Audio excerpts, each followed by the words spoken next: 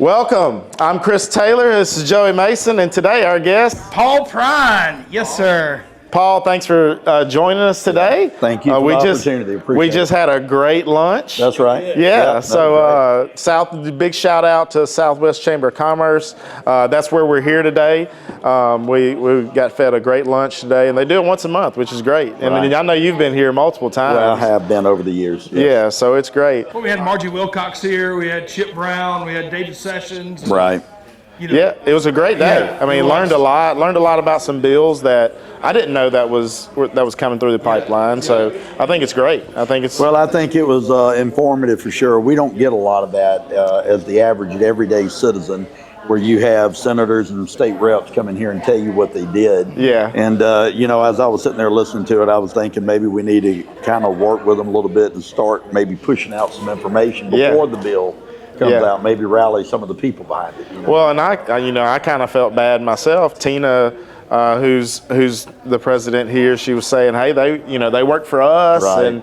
and I forget sometimes that they are on our side. That's and right. we can contact them. They're normal people. They're really accessible too. Like I talked to David Sessions a lot, and he's helping us with some stuff with the farm, and he's been really good. Chip Brown always is really good to reach out, and.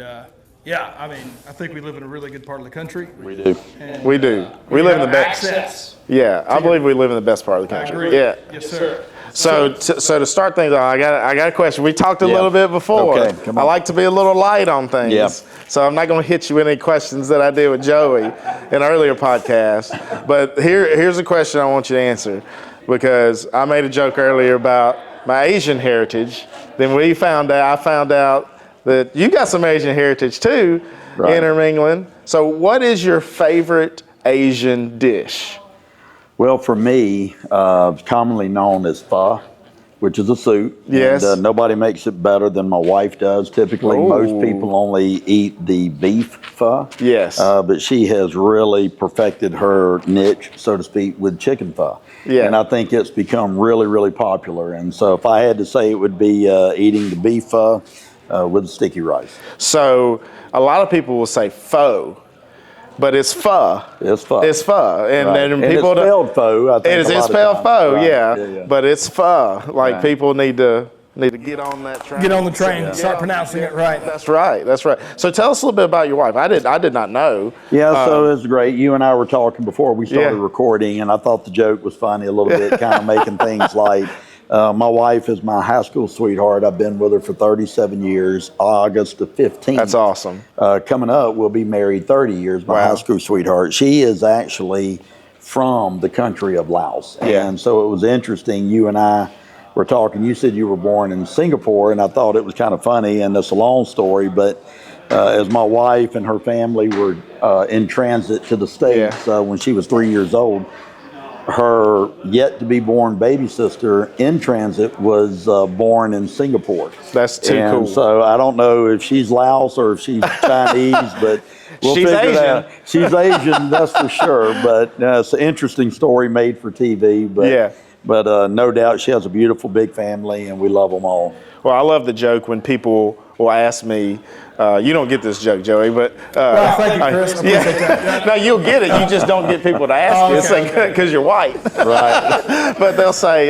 No offense. Yeah, it's okay. No offense taken. As a matter of fact, I'm offended. Yeah. You know. Right. But they'll say, now, are you Chinese or are you Asian? I'm like, you know that's the same thing, right? That's Asia's all of it. Right, that's right. But it's good. And most people that ask you that are probably from South Alabama. They probably are. Yeah. Well, they don't understand. They kind of get sidetracked when they hear me talk, because, like you said, your wife is about as country as you are. Well, I always say she's been here since she was 3, and she talks as country as our buddy Joey does. So it's kind of funny. But a lot of times what's really funny with her is if she's on the phone calling about something and people don't know who it is. There's been times over the years, people would kind of laugh and cut a Asian joke about, it's kind of like a bull in a china shop, and she's on the phone and is not quite sure how to take that. So. That's awesome. But anyway, you get used to it. It is what it is. We're in the South. We're in the South. So you've been running for mayor, and how's that experience been? Well, listen, I'll tell you, that's a great question. We've been doing it now since March the 11th, and I will tell you, it is a lot of work. And I will tell you, coming out of law enforcement for 30 years, certainly being the chief of police for Mobile, I thought I knew a lot of people. There are a lot of beautiful, brilliant people that I have met along the way since March, even people like yourself that I didn't personally know before. People that are very influential, people that are very successful. Y'all keep talking. And so the experience has really been good for me to be able to meet so many people that really do have a vested interest on the direction the city is going. Yeah. What do you think have been some of the main challenges that you've seen that the community is struggling with that are really resounding, hey, we need help with this? So for me, really, what I've learned, and obviously everybody, talks about crime. Crime is a big issue, and if you're from the affluent neighborhood or whatever and you live in a gated community, it may not affect you as much as it does a lot of people.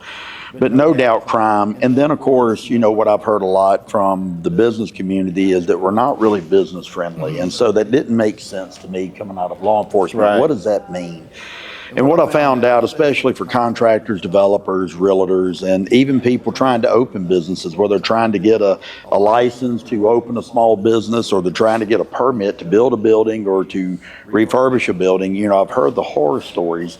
And those seems to be the two compelling issues right now for Mobile. But I'll tell you this, those two issues are the biggest issues that kind of define where Mobile goes with the success. And if we're truly going to be successful in business and prosperity, we've got to be business friendly, we've got to be family friendly, but we've got to do it in a way where people can live, work, and live and feel safe in their community. If they don't, everything that we do is all, even in Grand Bay, because eventually crime is displaced and it's moved out. And if we don't address it, those are the biggest issues that will kill the momentum and success. Well, and we both are living Grand Bay, and we both have businesses and outside of the city per se. I mean, my business is in the police jurisdiction, but it's it's still outside the city of Mobile. And I have one in Mobile, close to Airbus, and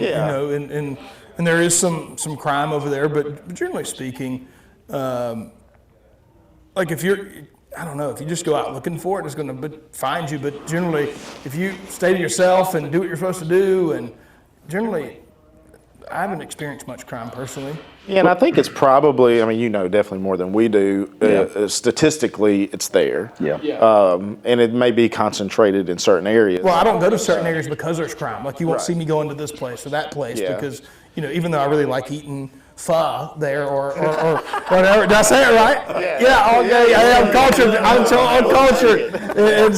And so I like going there to the hot pot or whatever it is. But there's been a lot of crime there. And so I guess it does affect me. So I'll just simply say this, whether you see it or whether you don't see it, you can see it in the neighborhoods. And I always tell people, let's just take Bel Air Mall for an example, or the shops of Bel Air. Now I'm telling my age. I remember him as Bel Air Mall. That's where we went to hang out as a teenager. Well, it was, but we've gotten to a point now where we've had some unfortunate incidents like shooting at the mall, and that affects the business owners. We're talking about business people, right? Small business. And so if you look at it, it is and this is nothing against the management, great people doing everything they can. The city's probably not done enough, but we have a responsibility as city leaders to ensure that people feel safe and want to go to a venue like that to spend their money. That's where we get the taxes from. And so if you look at that area, I think most people in Mobile will say, look, and I've been guilty of it, we're going to go to other communities. We'll go to Baldwin County and shop. And the same thing would be said at the Festival Center. Look now at where Montlamar and Airport, all the big box stores are closing and everything is migrating west. And I think that if you ask people, they would be honest and tell you a lot of that has to do with crime. So whereas you may not necessarily live in it, see it, it's there. And at some point we run out of room to grow when we can revitalize those commercial districts and really make it bloom and prosperous. And we want some of those bigger box stores to come back, like even like you saw some of the fights breaking out at Dave & Buster's. You saw that on YouTube. It's like, I don't know that I want to go there anymore. Right, that's right. And so it's all a perception to it.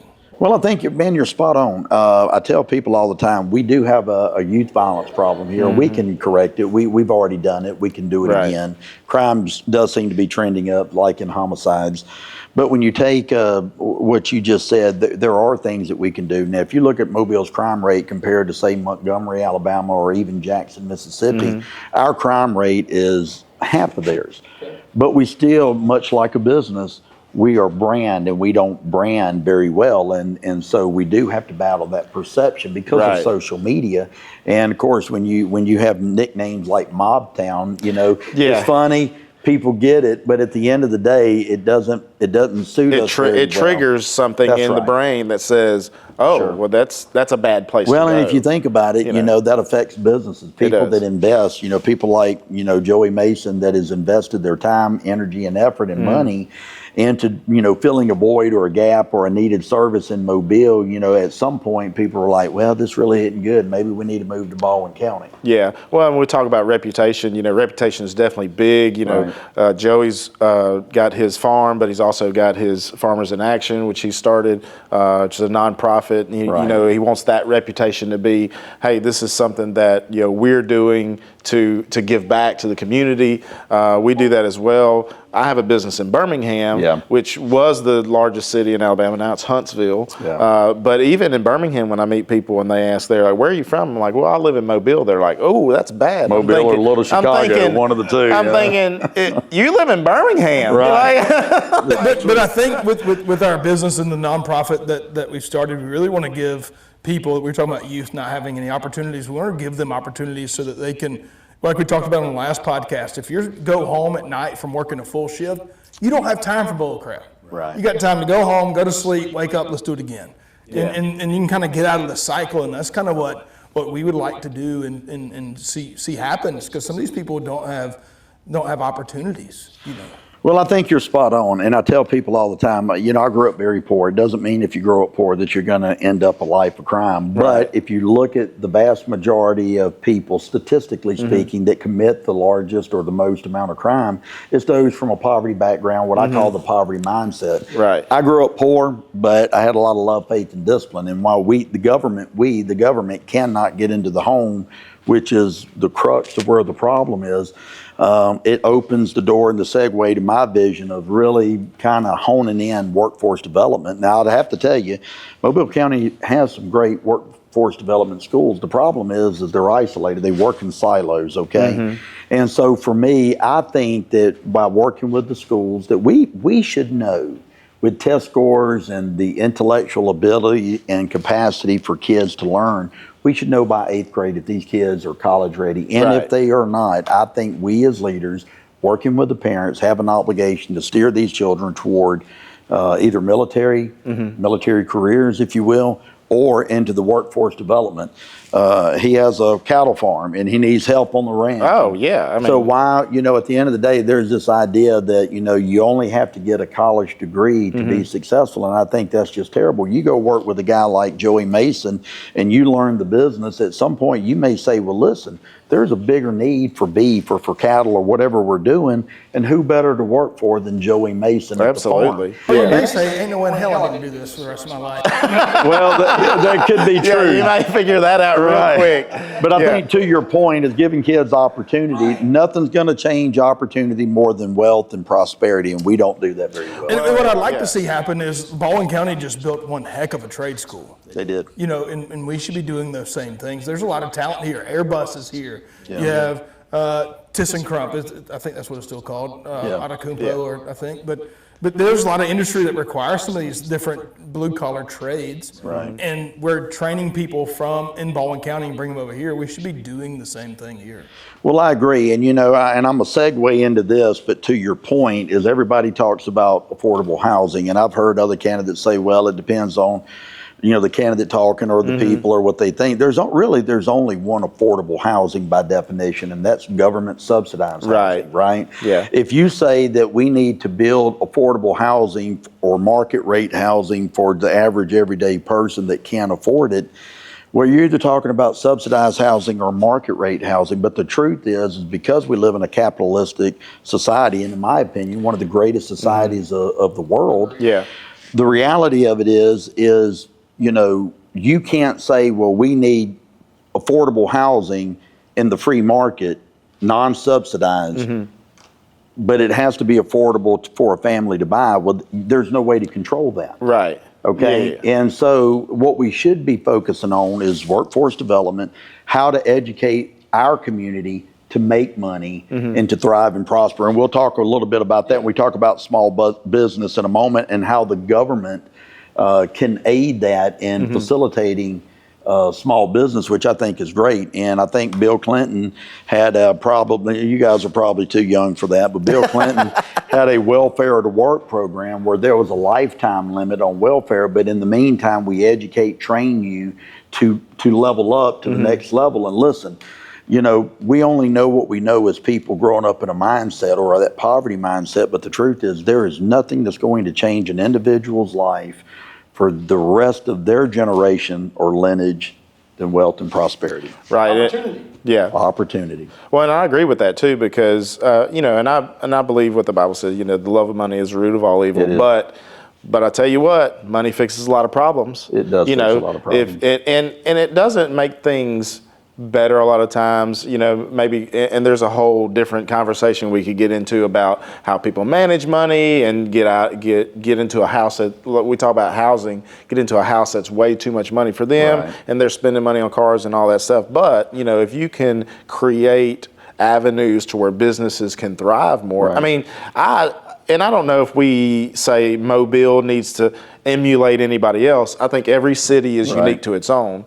But you look at places like Huntsville and you see how the prosperity has happened there and how it's kind of spread out. And I believe it's because of the businesses that have been driven there. Absolutely. Spot on. And so I think Mobile has that potential. They do. We've got a lot of land. What do you think is kind of hurt that potential?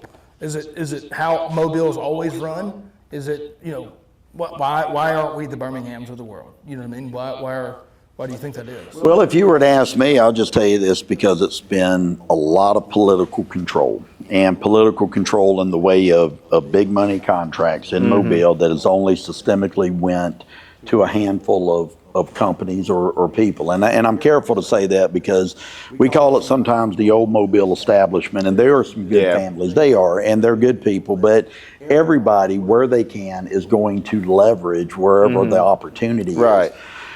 For me, if we're really going to grow, we've got to have big minds for big ideas. It cannot, I call it inbreeding, right? Because, we only know what we know as a child growing up. You only know what you're exposed to, right? So even in Mobile as a community, we only know what we are exposed to. But when we start reaching outside to some of the larger communities, the prosperous communities, I agree with you. We don't always have to emulate or duplicate what somebody else said, but there are things that we can learn that they're doing good that we can bring it back here to Mobile and really, really champion a very prosperous society on top of that. And I think we can, but the only way you're going to be able to do it is everybody's got to have a seat at the table who wants a seat at the table to do business with government. Right. I applaud one of my friends. He stepped away from his job, started his own construction business. Sure. Bayou Battery had a couple bids that opened up. And I'm from South Mobile County, so I'll know a little bit more about things that go in South Mobile County.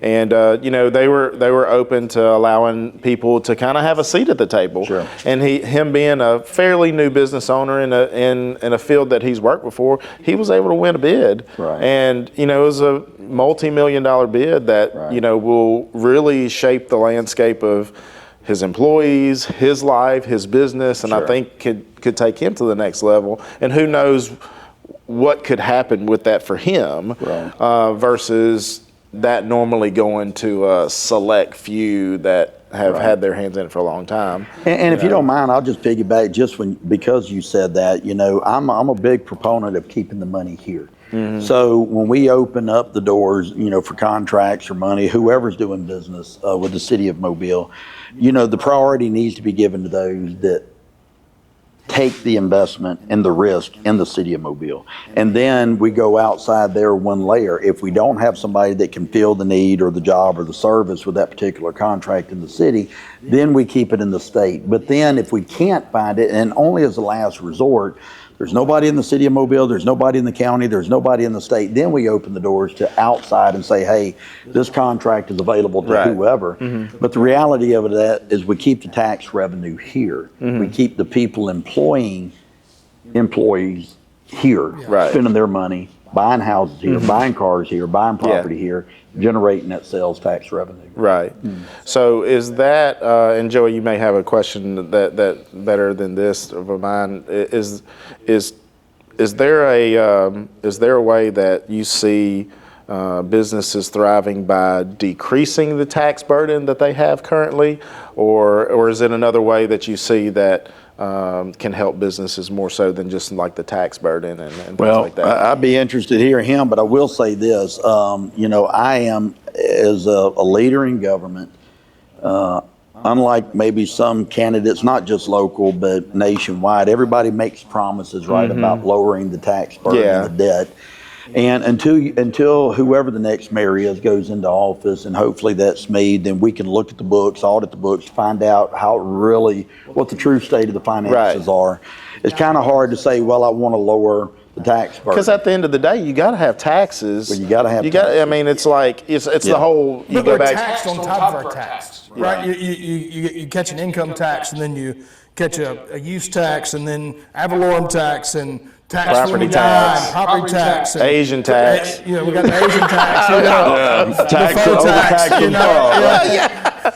Don't tax it. I need a bill that says don't tax the pho. The pho, not the pho, the pho.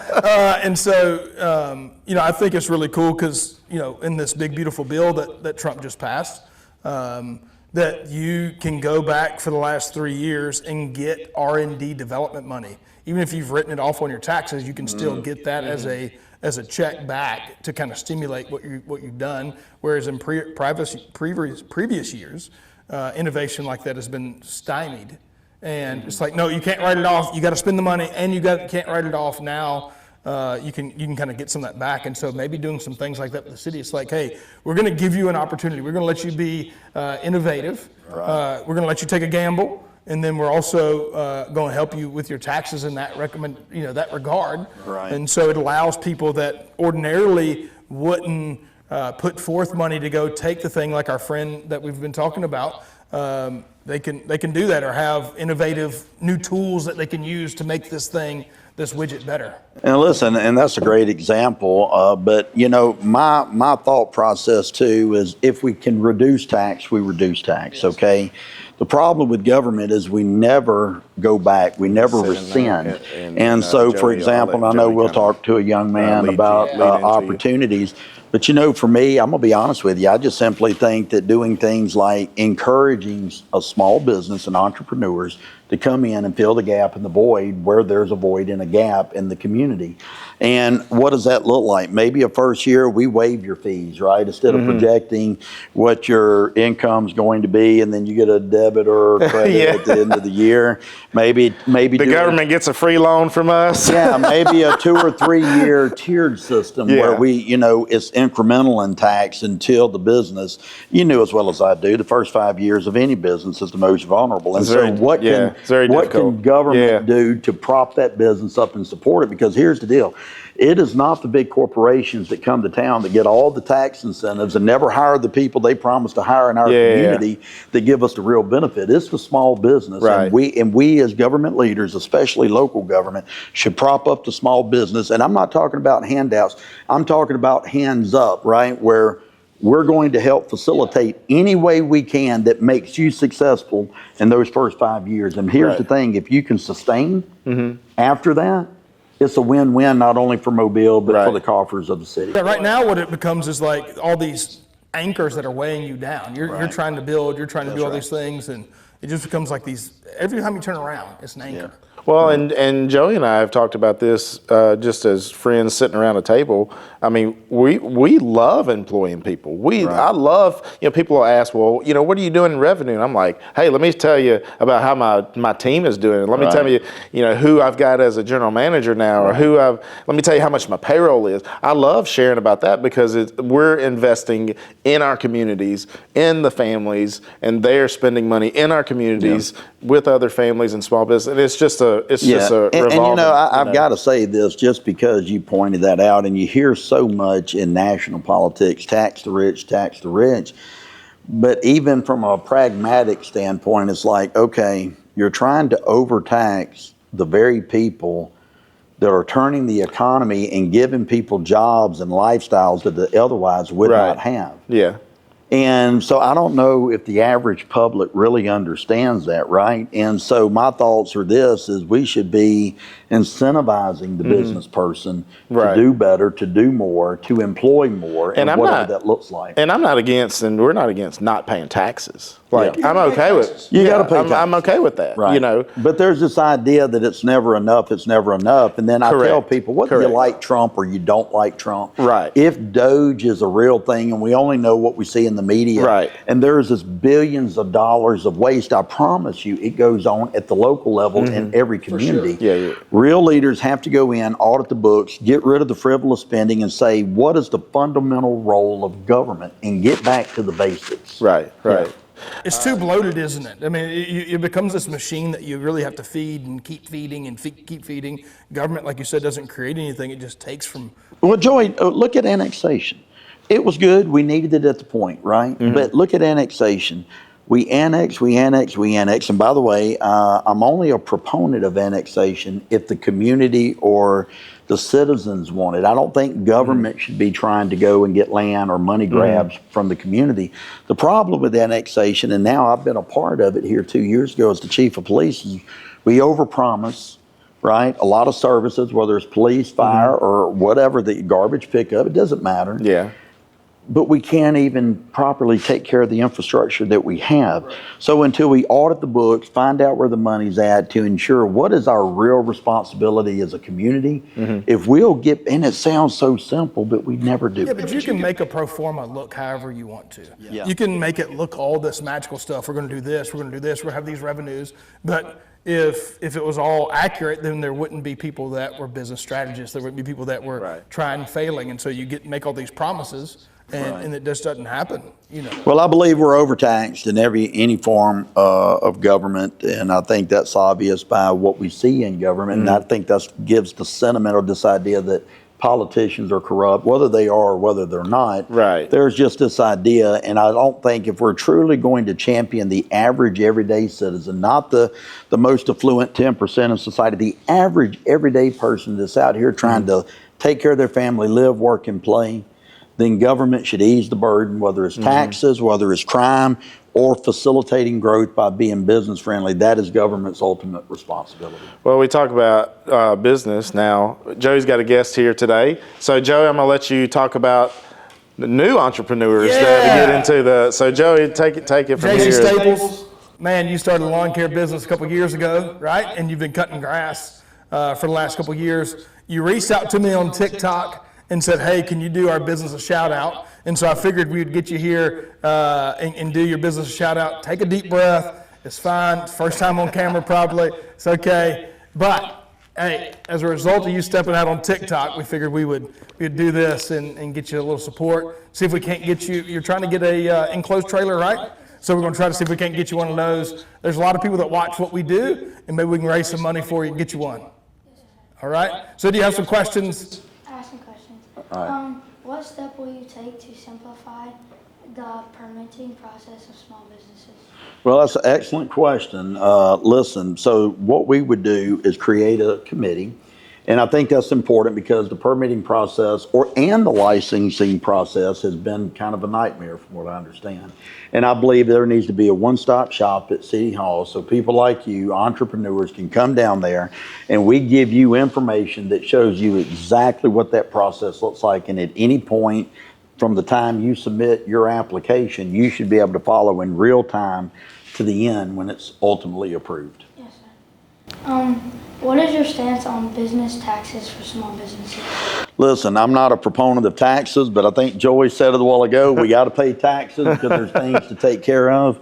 But maybe you heard, JC, that I'm a big proponent of entrepreneurs like yourself, and when you come and get your license, maybe you have a tier step system where the first 3 to 5 years, we're not beating you up with taxes because we want to make sure that you get established And then after that 5-year period, the goal would be is that, hey man, JC's out making all the money and he's paying all the taxes that helps us pave roads. And I think that's a great plan.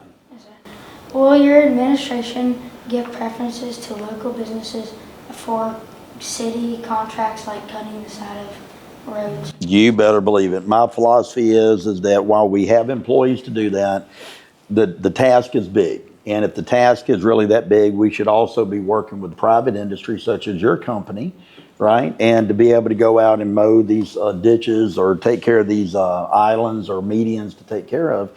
And I think that's important. But, and you heard me say this a while ago, you know, the priority and the policy should be local business first, then the county people, and then the state, and then only go outside the state in the event that we don't have the proper companies here that would be able to fill that role. I think he was really concentrated on writing the questions, and we were answering some of those questions. Well, they're pretty good questions. They're pretty good. They're great questions. Yeah. He's asked better questions than the media. I asked better questions than me, you know. I like them. Yeah.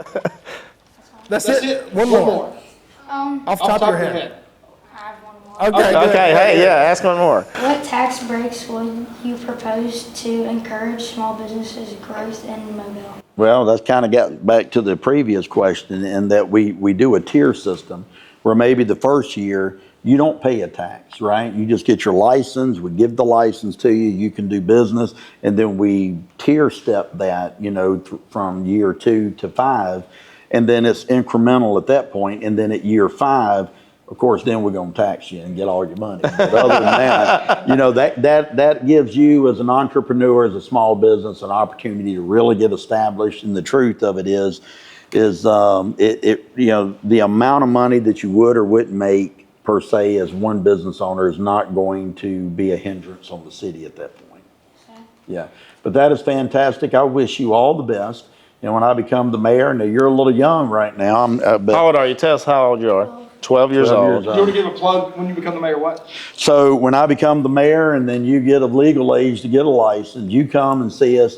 And as a part of that, I would also put together, and I've already made this a public commitment, to put resources together for small entrepreneurs, even if we have to do a grant process for people to come and say, look, we started the lawn care business, and do you have $1,000 grant or something you could do on top of alleviating the first 5 years of taxes in a tier step program?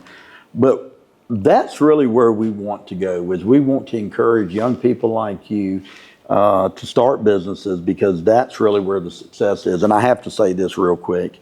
When we talk about young entrepreneurs, that is great, because I think too often we push our children into work. Yeah. You got to go work for somebody. You got to go work for Joey Mason. Or Chris Taylor Blue Ranch. Or Chris Taylor at Blue Ranch. They don't last very long. And those things are great, but here it is. We have a 12-year-old young man, a sharp young man. Apparently, got the really, really good parents. The fact that you're already thinking like that, that is the type of change agent that we need in government. So maybe you'll have a job in government one day as well. Do you want to give a plug for your business? You just want to talk about it? Just tell the camera. Just look right at the camera there and say, what's the name of the company? Hire me. We need your support. Have Lawnmower Will Travel. Just whatever you want to say. My name is JC Staples, and my business name is called Lawn Crushers. I'll give you a fair price for whatever you need. Come out, weedy edge, if you want that done below.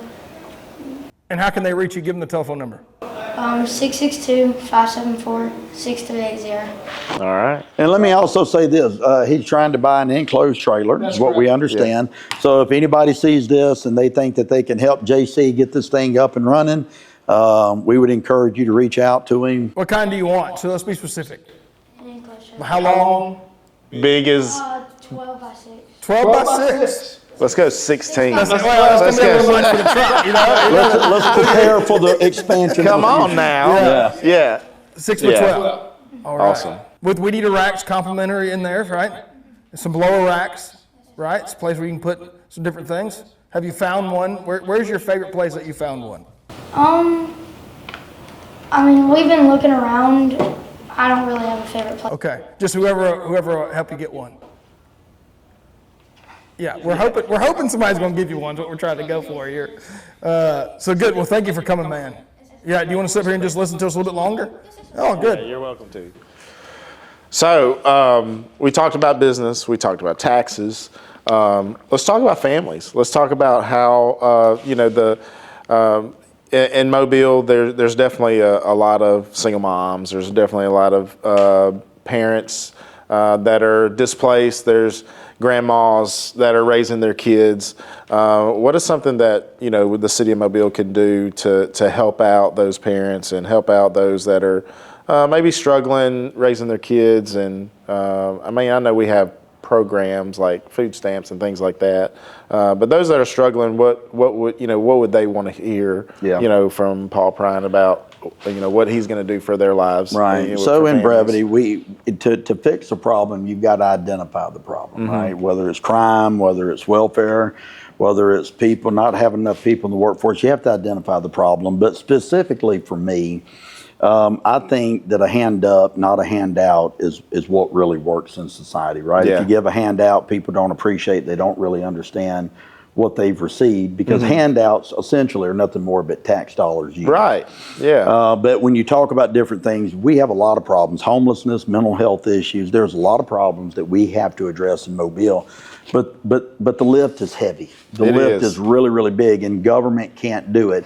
Government has to partner with the nonprofits, right? And systemically in Mobile, politically, we've only partnered most of the time with the large nonprofits, and that's because that's political leverage, and I don't want to get into that, but there's enough room at the table with overlapping services. We can bring everybody to the table. Once the mayor identifies the problem that we need to address this, then you bring the nonprofits in and you say, listen, systemically, we've given you this money year after year. We do not make you show us your success rate or your recidivism rate. We want to give you tax money, but I'm treating this as if it's my money. It's an investment. It's an investment, and I want to see the return on the investment. And listen, year to year, if one thing works, we build on it. If another thing that works, it doesn't. You brought up welfare, food stamps. Whatever, we don't have any local control over that, but my commitment would really be to work with our state legislators and see, this is a problem in society, and it's been forever, that we as government, we as society, we cut our nose off in spite of our face. And I'll give you a real brief question or a response to that. A young single mother goes out and she's on welfare and she's on government subsidy to live in a home. We encourage her, you got to go get a job. Yeah. But if she makes over a certain dollar amount, we cut the subsidy and the funding. If we really want to help people, right, that want to help themselves, we should probably increase that aid so she doesn't take the extra money. Now I take the extra money, I can't do nothing with it because you cut me on my government subsidy. Right. But if I increase the government subsidy by amount you want to cut, now she has discretionary money to be able to invest in that car, to be able to invest in the next job. And until we get our leaders to truly understand, and that's earlier I brought up Bill Clinton's Welfare to Work program. I thought it was fantastic. There is no reason in this country, if given the right path, given the right opportunity, one person cannot change their life through education in some sort, formal education, military, or workforce development within 5 years. Agreed. Absolutely within 5 years. But it's more politically expedient to keep people low like that, to cut them off right when they're trying to come up. It's like, oh, well, you made more than $25,000 this year, we're going to cut you back. You can't do anything on $25,000 a year. That's right. And we both talked to many people. I mean, I've talked to family after family after family and they're good with their $25,000 management. Because they know if I make $21,001, I lose that subsidy. So I've got to manage myself to. And they're eating highly processed foods. Everything's happening like that. It really gets back to my point of education, right? So in the schools, we really need to be mentoring and educating. We only know what we know. I remember at 19 when I could come out of the four walls of Pritchard, Alabama, and I went to Atlanta, and man, I was thinking to myself, this was a world that existed my whole 19 years, and I had no clue. That was the revelation it had to me. So we have to give our children exposure, but we also have to give them life skills and kind of at a very, very elementary age, Start teaching them that there is a life that is available for them. And if you don't do that when they get into first, second, third grade, poverty will steal hope, it'll steal joy in every opportunity that a person has. And most people really don't know how to come out of that if they don't have a pathway forward. Well, and you can answer this maybe better than I can. Is that something that needs to change at the state level for education, or is that something that, you know, Mobile can help in with different programs like with the Explorium or in local schools? I mean, so for me, you know, the local government does not have any direct control or authority over the school system, but my commitment would be is to find out. Let's just work. I think we heard maybe David Sessions had said earlier, we don't know everything. Agreed. Yeah. Right. Yeah, So that's what he said. So let's be informed. Let's work with the county commissioner or the school commissioners. Let's work with the superintendent. Let's find out what type of autonomy Mobile County schools have, aside from the state, where we can implement life skills, where we can have these mentorship programs. I've often said we've done hug-a-thug, so to speak, for 30 years, and it doesn't work. Right. People need opportunity, and unless these children see that opportunity, that it's out there within grasp reach, they don't know it exists. Well, There's a program called Hug-a-Thug. Well, listen, I mean, that's kind of my version of it. Yeah, I didn't know this was a trademark. we've never been a part of that program. So Well, listen, I'll give you this really. But they don't need a hug. They need some help. You know, it's like we can do this different. You know. The hug, right? Yeah. But I will tell you this: the Mobile Police Department, for the last probably 10 years, has had what's called a Second Chance or Else program. It's called acronym, a SCORE program, and we have roughly about 15 to 20 pastors that mentor first-time nonviolent drug offenders. And so, you know, my people would go out in the narcotics unit, and you'd arrest a 22-year-old for distribution. It wasn't his first time, but his first time getting caught. We worked with the prosecutor, we put him, and I won't ever forget, there's a young man, and I won't call his name, and we were sitting in there one night, and he was really doing good. We done got him his driver's license, we've gotten him his GED. Now he was trying to start a lawn care business, but here's the thing, this guy was 22, he wasn't 12. He was 22 years old. And I noticed his temperament change month to month. So I looked at him, I called him by his name, and I said, you don't seem too happy. And he looked at me, he said, Chief, you're right, I'm not. I said, well, what's the problem? He said, you know, when I'm sitting in this room with all of you, and you're encouraging me and you're cheering me on and I feel motivated, he said, but when I walk out the back door of police headquarters to go back to my world, I don't have this support. Now, brother, let me tell you, that opened my eyes, and that was probably 3 years ago. And that's why I get back. I grew up very poor. God has blessed me, but I have to tell you, I had a lot of love, faith, and discipline. We take for granted just those basic things, that there's a society of, we've lost 4 or 5 generations in Mobile over the last, 15 years. Yeah. We need to start now. And we can't save the world, we can't save the state, but man, I really believe through strong, directed leadership that we can start in the elementary schools and start changing some of these kids' lives. Not just for their life, but for generations. Right, because for that guy's life, he goes back to negativity. Negativity breeds negativity. That's it. So, that's all he's hearing. No encouragement. I had a guy that came over to my house. He just started a detailing business, and he's really loving it. He does an amazing job. Right.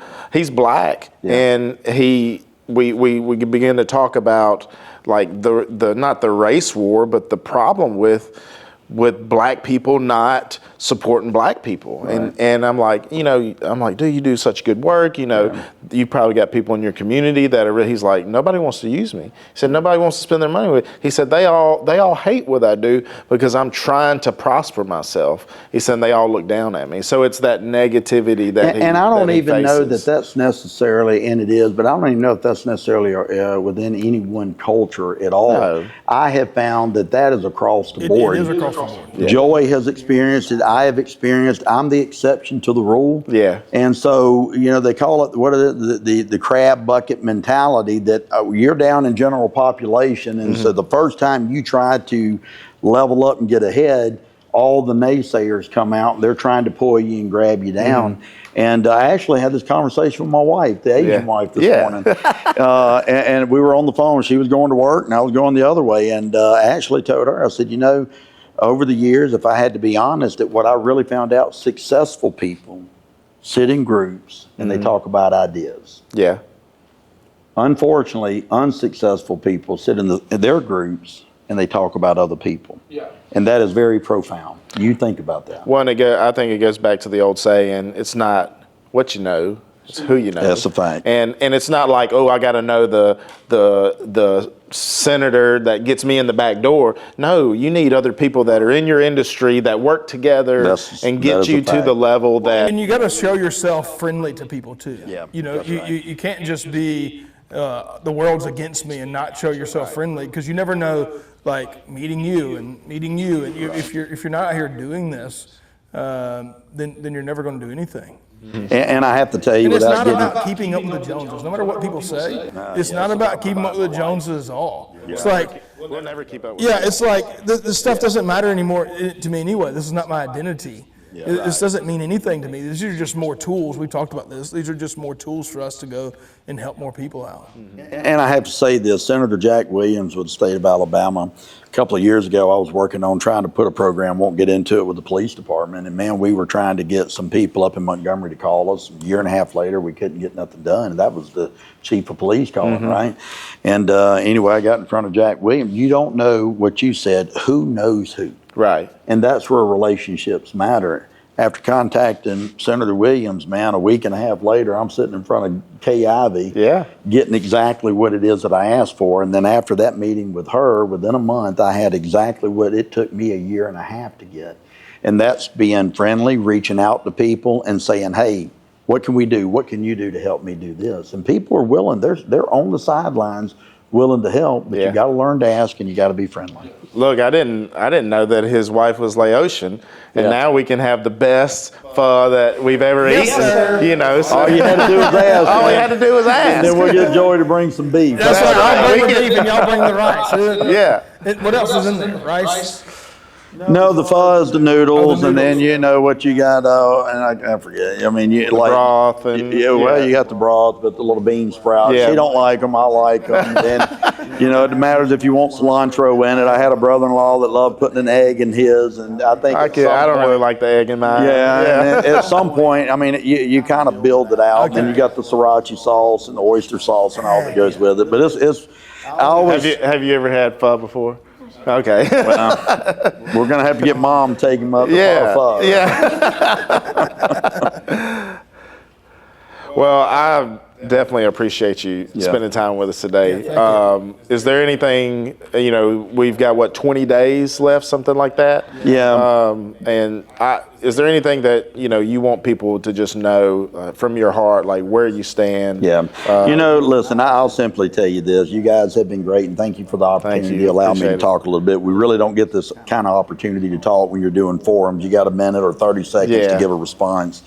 All I want, and I think every candidate in this race and at every level, is everybody wants what's best for Mobile. I don't think anybody doesn't want what's best for Mobile. Agree. The reality is I think we live in a society today where we need strong leadership. If we ever needed it, it's today because of all the problems that we're facing in society. And we talked about building businesses and relationships and consensus, and those things are fantastic. But there's a fine gray line between doing those things and political appeasement. Unfortunately, we have a lot of politicians, I think, that give in to the political appeasement that do nothing but enrich themselves or their circle, but it does nothing for the average everyday worker in their community. I would just encourage your supporters and certainly your followers to follow us on Prine for Mayor on Facebook. Okay. That's where the biggest momentum's at, and I think they'll get in there and see it for themselves, and hopefully I can earn their vote August the 26th this year, 2025. And I thank you. It's been a pleasure to meet you. Appreciate it. Young man, all the best to you. I think you're going to be very, very successful. And Joey Mason, I can't thank you enough. Man, you've been fantastic. And if we could look like you with a cowboy hat, I'd be in good shape. We'll do what we can. Right. Well, we want to thank anybody that's watched this. Yeah, if y'all stuck around long enough to watch it. Which there will be. I mean, there's people that'll watch this. So I don't know who will watch. They like the clips. They like the short clips. So we'll put a bunch of those together. We're just trying to be a little bit above the last interview you did. Yeah. Yeah, the last interview with Donut Man, that was a good interview. I don't know if you got to see that one. I didn't see it. Yeah, don't waste your time. No, Paul, appreciate it. Really do.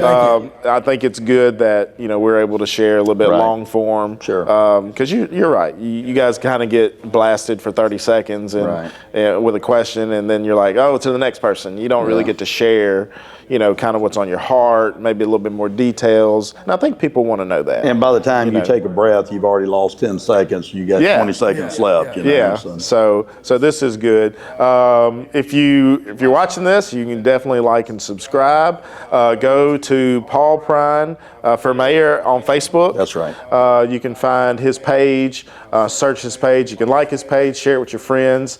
Blue Rents, definitely. We'd love for you to join us online, bluerents.com. Joey, share us a little bit about Farmers in Action. Yeah, Farmers in Action. We just got our 501c3 yesterday, which is pretty cool. And then Mason Hills Farm, we have our USDA inspected facility on our farm. JC, give him one more time. Get him an enclosed trailer. Get him a trailer. We need we need a trailer for him. Tell us about business again. So tell us how to find you again one more time. My name is JC Staples. My business is the Lawn Crushers. And you can find me. You can call my mom 662-574-6380. Yeah, so that is his mom's number. That's his mom's number. Yes, just make sure that you're not trying to call up a 12-year-old. So we ain't doing that. But Lawn Crushers, I think is a really cool name. Good name. I think it's a cool name. So Lawn Crushers, this is also sponsored by that because he's here. Reach out to him. It's great to see young people getting involved, and we think the city of Mobile is the place for that to happen, and the place for your future, your kids' future, and a place where you can prosper. So thanks for tuning in. We'll see you later. Thanks.